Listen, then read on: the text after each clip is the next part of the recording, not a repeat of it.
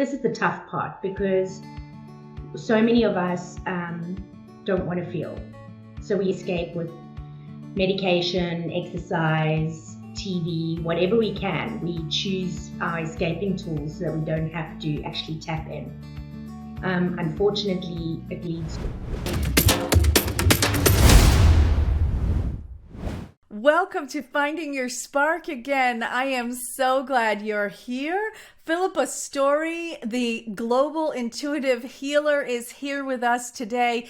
And I have to say, this topic, I think, first of all, so broad and so deep that I cannot wait to talk with Philippa about it. Healing heart and soul. Good morning, Philippa.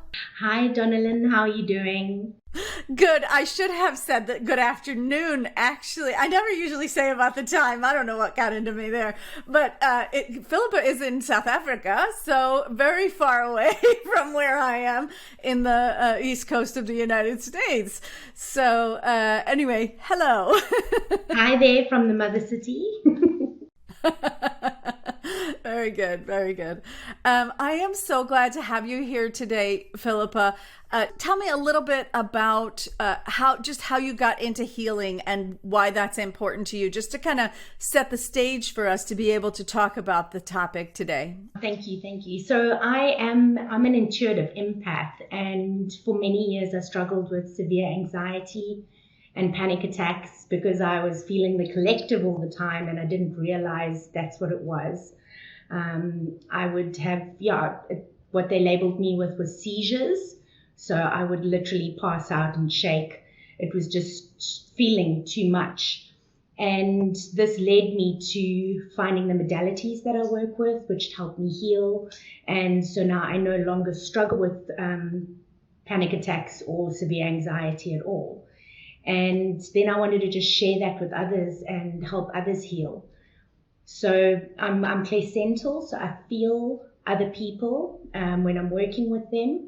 And then I'm able to help them release trapped emotions, heart walls, whatever's keeping them stuck in stories of that they use to cope when things aren't actually, when it's not okay. We tell ourselves stories to make it okay when things aren't okay.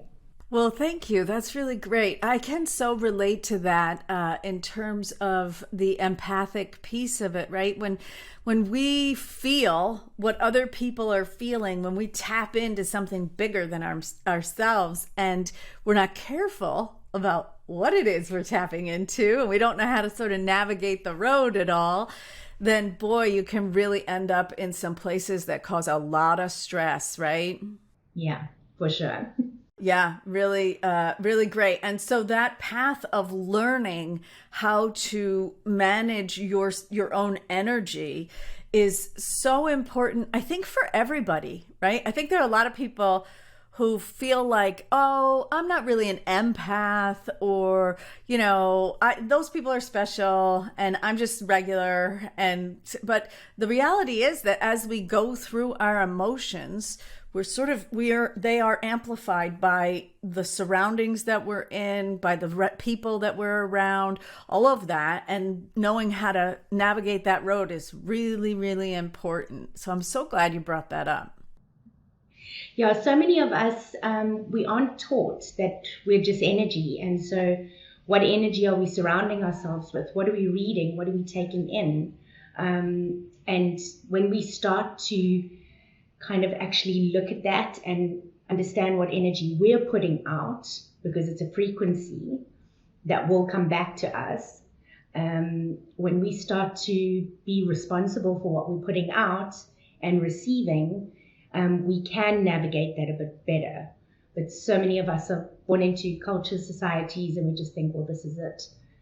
And we are our creators. We are the universe expressing itself. So it's good to take responsibility for that. Yeah, I love the way you said that, the universe expressing itself, because I feel like it really brings to mind this sensation of being able to be both the observer and the participator at the same time. And that really speaks to our topic today, doesn't it? Yes, for sure. A lot of us are struggling with broken hearts, grief, sorrow, loss, all these things. And we're just taught to just get on with it, brush it under the carpet, suck it up, and just keep moving forward. And this actually then becomes health issues later on. So when these things happen, it's like we actually have to look like what's actually going on inside. And if we unpack it and we start peeling away the layers, we heal and we become lighter. So yeah, it's a beautiful process. I love to call it a beautiful mess because it's messy, but it's beautiful. Yes, indeed. Yes, very, very messy it can be. It's true. That's great. So let's talk a little bit about what the process of healing kind of looks like, right? Because I love your image that it is messy, and a lot of times people think like, oh, that means if my life is a disaster, then I'm healing, and it's not necessarily so, right? That we have to. There's a prescribed way.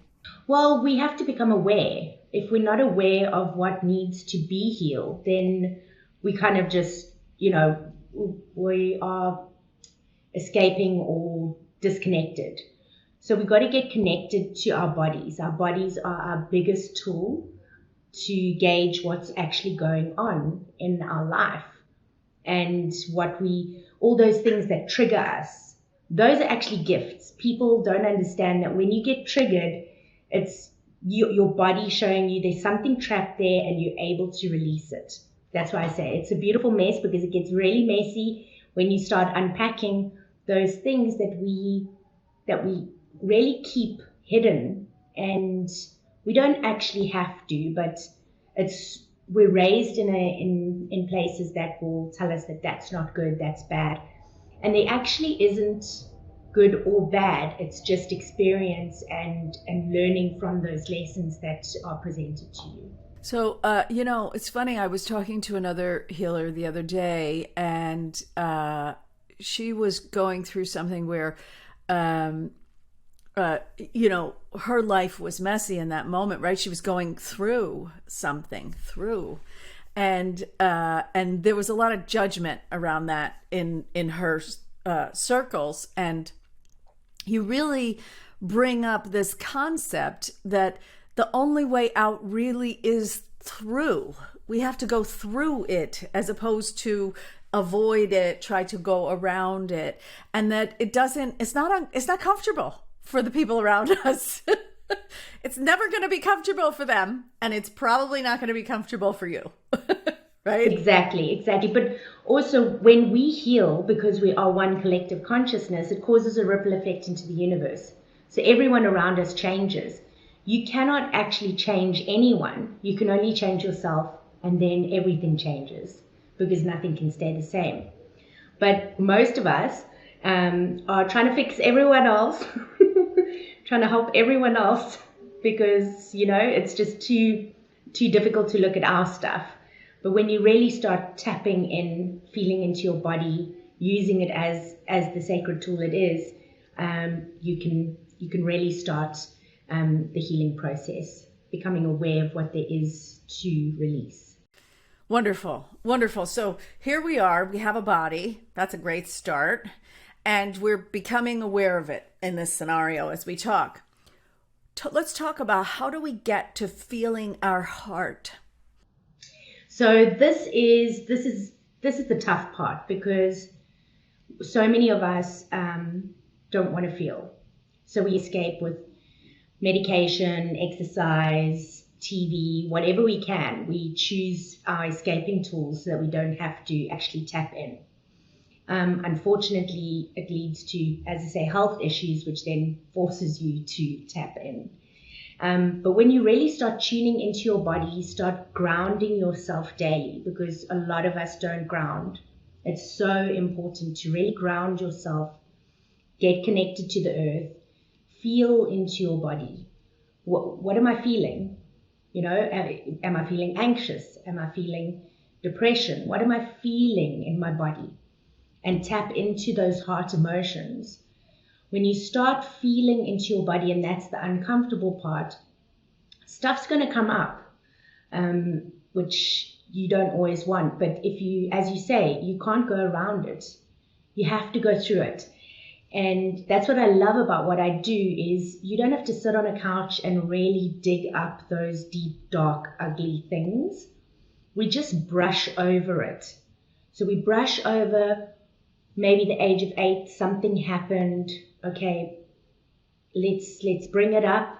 Let's become aware of it, and then let's release it.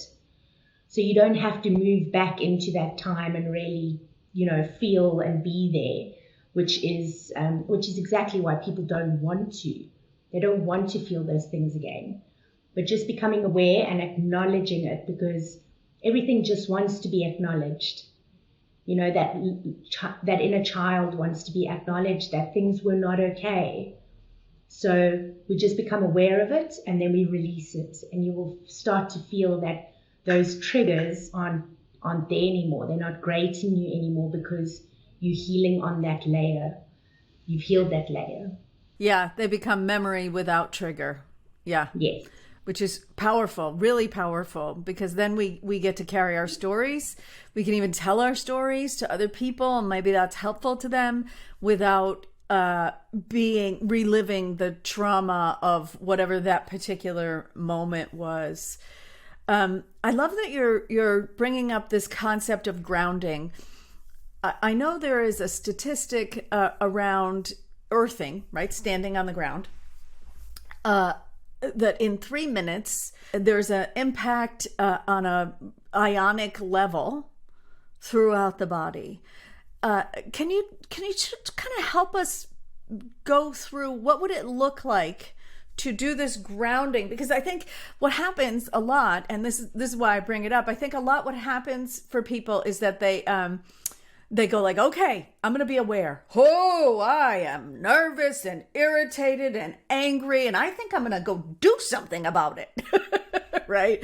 And so this piece that is before everything, right? Getting ourselves ready for raising awareness in a way that is true to what is stored in the body instead of true to what is in our atmosphere, right? Then is super important. Do you have a specific way that you do that, or with clients? Yes. So first of all, so many of us, we're stuck in our heads, and our heads are these magnificent computers that collect data and then process that data. So we all stuck in our heads, and that's where the anxiety comes from, because we're worried about the future, or we are just spending all the time thinking about the past, and we're not being present. So grounding is a beautiful way to become present. There's different ways to do it. One of the easiest ways is to go and take a walk in nature and literally just breathe, because the breath grounds you and puts you in the present moment. For myself, especially before I start a client session, I'll go outside, I'll stand with my feet on the earth, and then I visualize my super root coming out of my root chakra straight into my earth star chakra and straight down into Pachamama, Mother Gaia's heart. And I then absorb that beautiful golden energy from her, and I ground myself. I sometimes even visualize my feet becoming roots and attaching onto her beautiful heart, and just grounding in that energy. You can take it a step further and then choose to connect, going straight up to the heart of Creator and asking that any downloads or information that you need to absorb, please come through to you, and ask your divine aspect to drop into your body. Because when we start connecting on a daily basis to the earth and to our higher self, we're guided, and we can just look for the signs and go with the flow, and everything is guided for us, and you'll find that your day is more in flow. But too many of us just wake up, pick up our phone, start looking at it, and then that little rat race starts. And, and then you stub your toe, spill your coffee, and and as the day goes. But if you actually just take that moment to ground yourself and become aware of your breath, just be present with yourself. I always say, just be you. Like when you wake up in the morning, just sit with your eyes closed for a moment and just be you. Not you, the mom, the boss, the worker, the partner. Just be you, because so many of us are currently human doings and we're not spending enough time being human beings. Nice. I love that you bring in, so we're, in our title we talk about soul, and I think that you bringing in this concept of raising our awareness beyond our body, opening certain parts of our bodies, the tops of our heads, the soles of our feet, the base of our spine, right? All of these places that kind of get jammed up because we think we're humans in bodies, right? So let's talk a little bit about what is soul and how does it participate with this physical and unseen, physical world that we have. Great question. So, we are souls having a human experience. That's why I say technically there isn't any right or wrong. Everything's a lesson that you can grow from, or you can become stuck. So using your body as a tool to feel, does this feel good for me? Because what feels good for you might not feel good for someone else. And we do technically know inside of us whether, it's right for us or wrong for us. So we're souls having this human experience. We are source energy, and we're going to make mistakes. We're going to fall. We have to get up again. And it's how we choose to get up again, how we choose, if we choose to grow or if we choose to be stuck. And when we're stuck, you'll notice things aren't working out. Everything just feels, it doesn't feel right. You feel like there's something more. I had an experience quite a few years ago when, the jobs weren't right, the bosses, the boyfriends, and I just was like, I literally sat down one day and I was like, universe, come on, what's going on? I'm a good person. I give love, I give respect, but how come I just keep on getting like horrible jobs and terrible bosses that won't pay? And what is going on? The law of attraction says what you put out into the universe you're meant to receive, and I'm putting out good stuff, so why am I getting all this horrible stuff back? And it just dropped in. It's how you feel about yourself. And I was like, ouch. So I can be a good person, I could be doing nice things for people, but how am I treating myself? Am I loving myself? How am I showing up? Am I, because we are putting out into the universe how we want to be treated. So if we keep on allowing people and places and things to not treat us with love and respect, then we're not going to get it back. So we really have to, first and foremost, love ourselves, treat ourselves the way we want others to treat us. And then that's the frequency that we send out into the universe, and that's what will come back to us. But if the outside is not what you are wanting to see, you've got to look within, because it's a reflection of what's going on the inside. That's why I say you've got to tap in, heal yourself, and then your outside will quantum shift. This is really different from setting boundaries, right?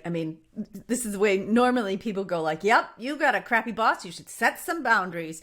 You got a bad boyfriend, you should set some boundaries, right?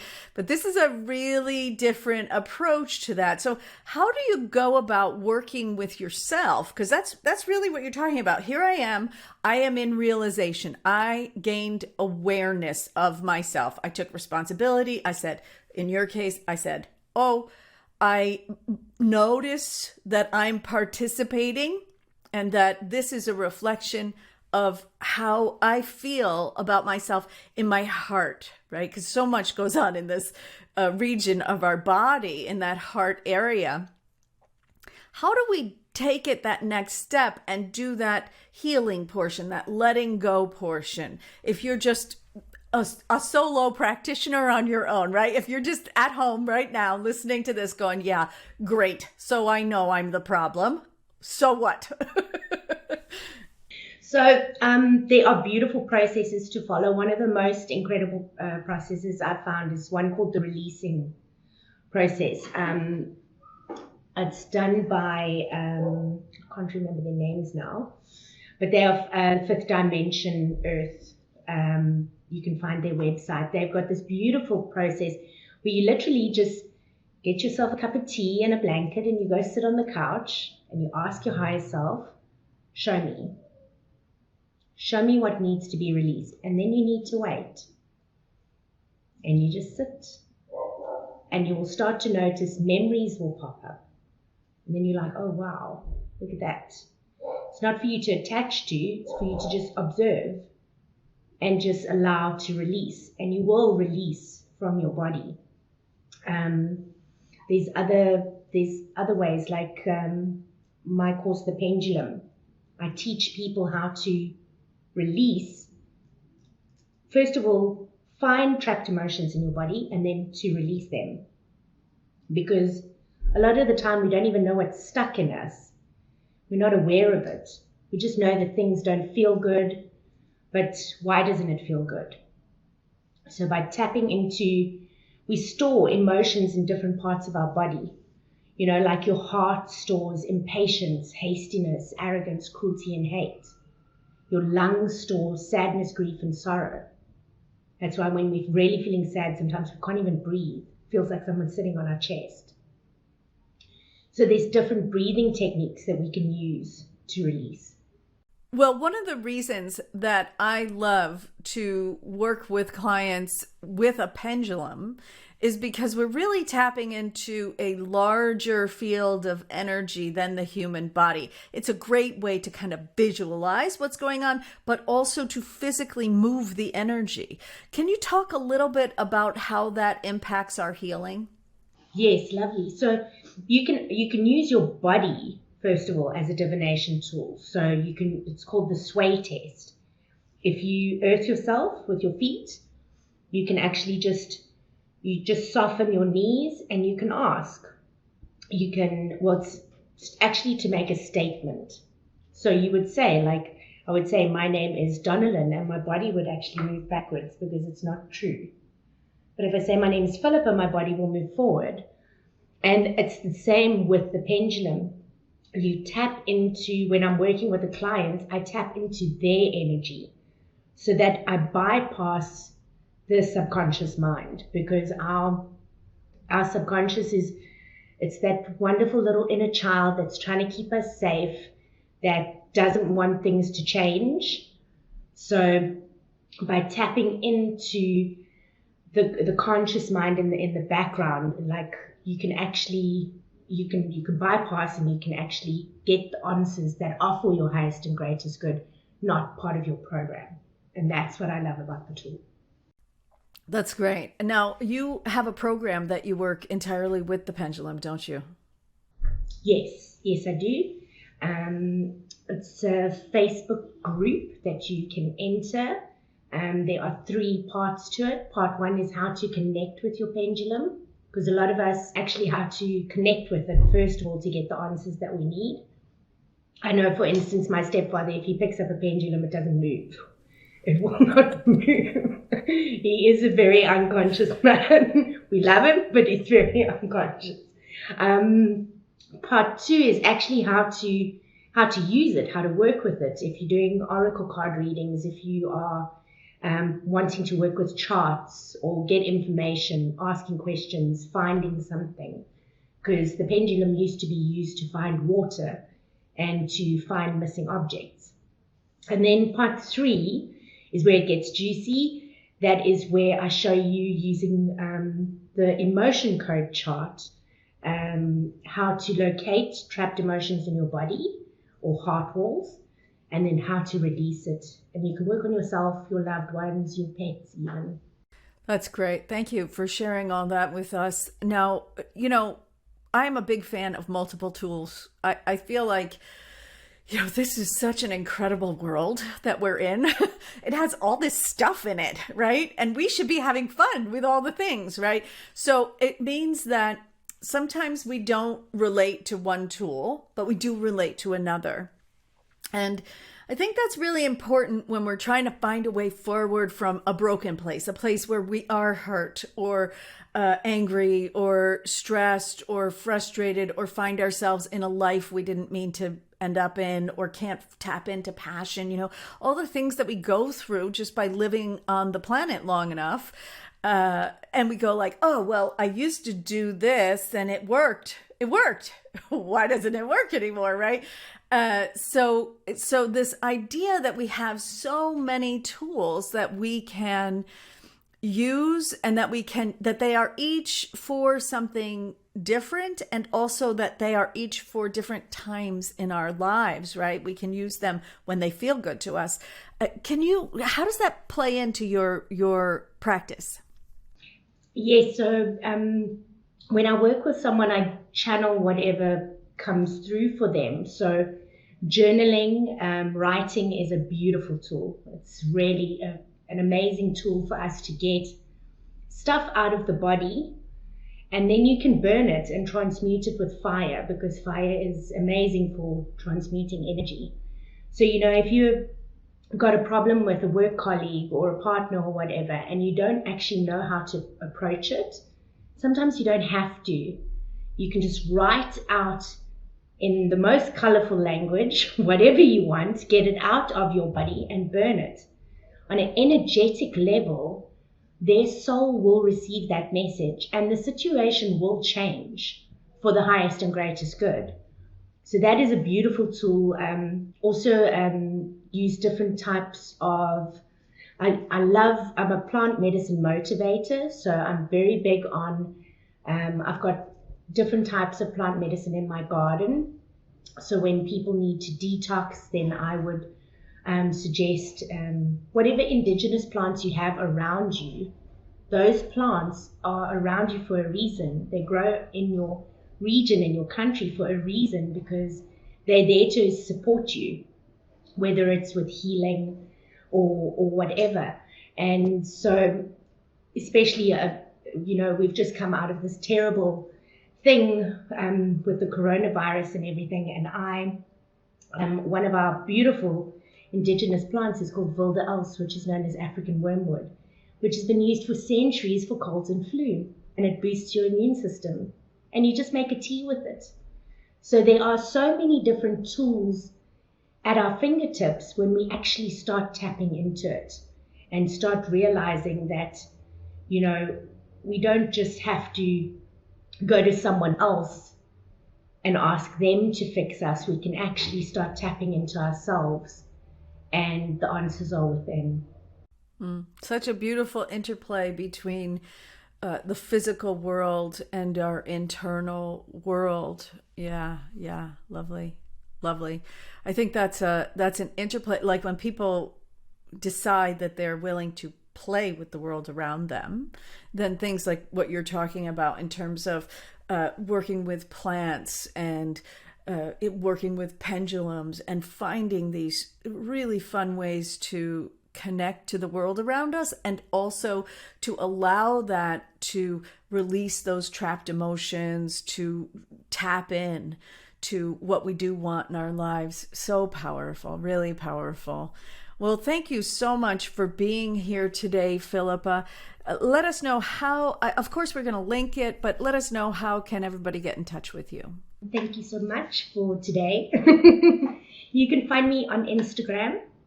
I am the Global Intuitive Healer, and you can find me on Facebook, either just my profile, which is Philippa Storie, or I have a beautiful group called the Heart Conscious Community for Evolved Women. So you can join me there. And I just want to leave you with a little tidbit. As I mentioned earlier, we are the universe expressing ourselves. We are the creators of our world. And it is as simple as we need to watch our words. You watch your thoughts and you watch your words, because your words create your reality. And if you choose to spend your day complaining, that is what you will manifest. So when we speak of what we desire, what we want, that is what we can create. So choose your words wisely. Oh, such a good thing to hear. both for those of us who have maybe not started on the path, and also for those of us who have been on this path for a very long time, because we're humans. And so we have to remind ourselves all the time that we are the mechanism. So how you drive the boat is where you end up, right? Yeah, super great. Thank you so much. Well, thank you all for listening today. And I want to remind you, of course, that there are several things available on my website. And so go there and connect with me. And there are ways to connect directly to me. So check it out, donnalyn.blog. Thank you.